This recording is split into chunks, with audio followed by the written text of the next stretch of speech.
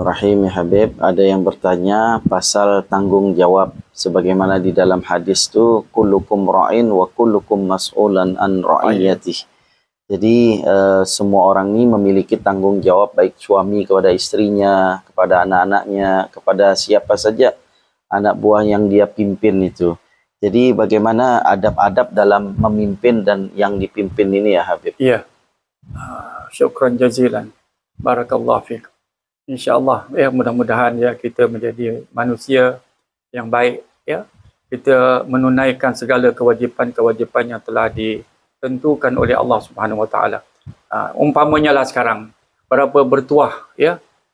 Habib tengok sendiri ya apabila mengantar sekolah anak Habib, anak-anak orang-orang lain ya datang ke sekolah di negeri masing-masing lah. Ini Habib ceritakan ini. Habib sendiri tengok berapa besar ya jiwa ibu bapa dia antar anak dia ke sekolah, katakan ke sekolah ini international school, ke sekolah-sekolah.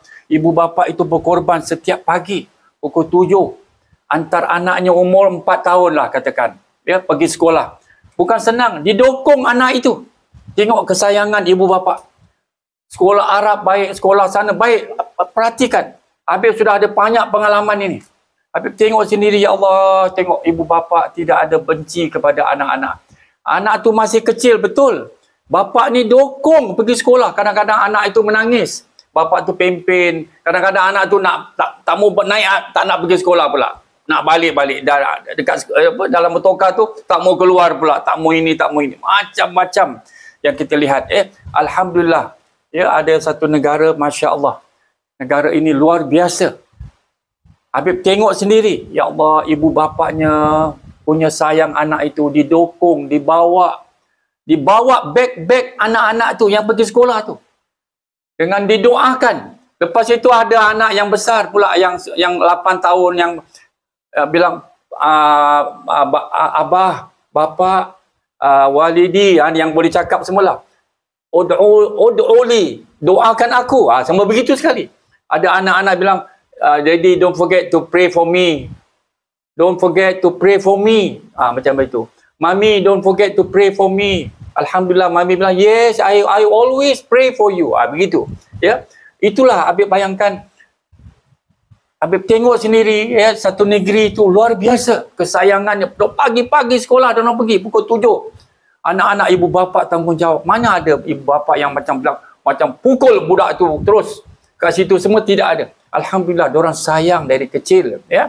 Sebab itulah seorang anak ini tadi, dia juga apabila sudah dewasa, mestilah dia sudah ada berakal ya.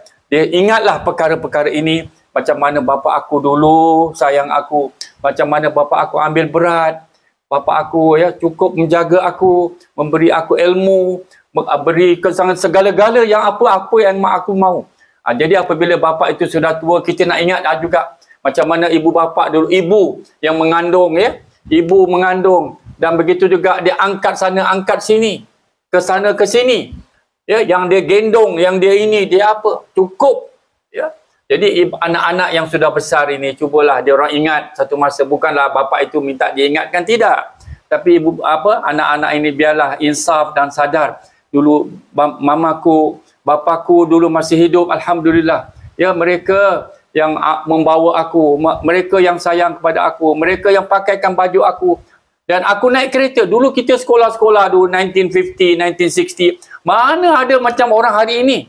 Ini bertuah budak-budak hari ini. Ibu bapa dengan motorkar, bukan dengan becak, dengan basikal, bawa anak-anak dia.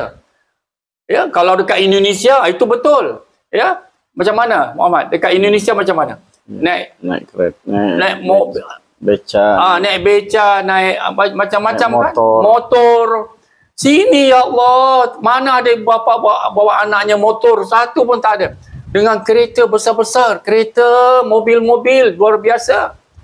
Bertuah budak-budak akhir zaman ini. Itu tanggungjawab ibu bapa. Alhamdulillah, alhamdulillah. Dan ibu bapa ini sering mendoakan anak-anaknya. Alhamdulillah. Ya, Habib tak boleh ceritakan nanti satu negeri. Ya, macam-macam negeri yang Habib duduk lama ini, itulah Habib ceritakan terus. Habib tengok sendiri, cukup ibu bapa mengambil berat, ya, Belum lagi dekat sekolahnya, pihak kementeriannya mengambil berat, memberi percuma, tak ada bayaran, tak ada apa, cukup bertuah. Jadi kita sebagai seorang anak, taatlah kepada ibu bapa, carilah ilmu seberapa banyak yang dapat dan jangan lupa berbakti kepada kedua ibu bapa. Begitu juga suami isteri, kadang-kadang ya, suami itu ada duit, ada banyak, ada pangkat, ada apa, ada harta, ada. Ingat, jangan memandang suami itu sebagai pandangan yang rendah, ya. Biar apa pangkat kita seorang isteri pun, kita ada kedudukan, kita ada kelebihan. Kita jangan lupa, biar suami itu kosong lah, kita pandang macam sampah ke, kita pandang dengan apa, kita ingat, biar macam mana amal ibadah kita bagus seorang isteri. Cuba baca hadis, ya, dalam hadis-hadis Nabi banyak. Nanti apa juga yang dibuat oleh seorang isteri yang derhaka kepada suaminya, semuanya tidak terangkat ke atas langit. Segala amalan-amalan, segala ibadahnya tak terangkat, tak boleh naik atas langit. Itu yang kita takut tu. Sebab itulah ya, banyak isteri-isteri biarlah taat kepada suami, biarlah sayang kepada suami dan doakan suami. Dan suami tetap ingat dan doakan kepada isterinya yang dia sayang. Biarlah kita jujur sama-sama. Jangan depan lain, cukup lepas sana, lepas sini yang bukan-bukan. Peliharalah mulut kita. Ingat, seorang isteri itu jaga mulut. Jaga, jangan cakap yang kasar-kasar kepada suami yang bukan-bukan. Kita tidak akan selamat. Walaupun kita banyak duit, banyak pangkat tinggi semua pun.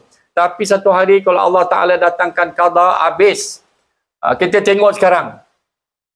Sekuat-kuat manusia, ya, begitu hebat, apabila datang pertolongan Allah Ta'ala. Cuba lihat, Alhamdulillah, negara yang kita tak ada orang yang berani, takut. Sekarang macam mana? Masing-masing sudah lihat. Hancur ke tak hancur? Masing-masing tahu sekarang ini. Habib tidak akan sebut. Masing-masing tahu bagaimana kekuatan yang begitu hebat, yang semua orang takut. Orang yang kuat, yang pandai, apa kata orang? Ini apa ni? Boxing. Yang hebat, yang ini, yang ada ilmu pencak, ilmu apa? Kenapa tak mau pergi dekat negeri yang membunuh manusia yang tidak berdosa itu? Ya? Itu manusia yang hidup begitu tu, yang hilang akalnya, seperti apa? Ini yang ditakuti oleh Rasulullah sallallahu alaihi wasallam. Ini yang kata Rasulullah, inni akhafu, aku takut terjadi kepada al-a'immah fi akhir zaman al-mudillin. Maknanya apa? Pemimpin-pemimpin yang sengit-sengit lah. Pemimpin-pemimpin yang tak betul. Crazy leader. Ini yang kita takut. Apabila pemimpin-pemimpin sudah tidak jujur dan menghina kepada rakyat-rakyat di bawahnya, siap sajalah. Nanti akan datang qada Allah Subhanahu Wa Taala. Sebab itulah kita biarlah, ya, sama-sama takut dengan Allah Subhanahu Wa Taala. Apabila datang pertolongan Allah Taala akan nampakkan. Allah Ta'ala akan nampakkan satu kekuatan kepada, ya, satu bangsa yang hebat nanti di alam dunia ini. Dia akan dapat membetulkan segala-galanya.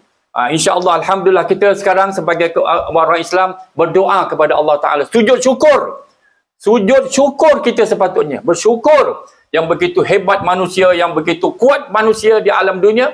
Sekarang apa sudah terjadi. Jadi Habib tidak mau sebut nama negaranya, apanya. Masing-masing tengok dekat YouTube sendiri. Mudah-mudahan kita di akhir zaman ini Allah mendapat pertolongan Allah Subhanahu Wa Taala. Amin ya rabbal alamin. Itu saja.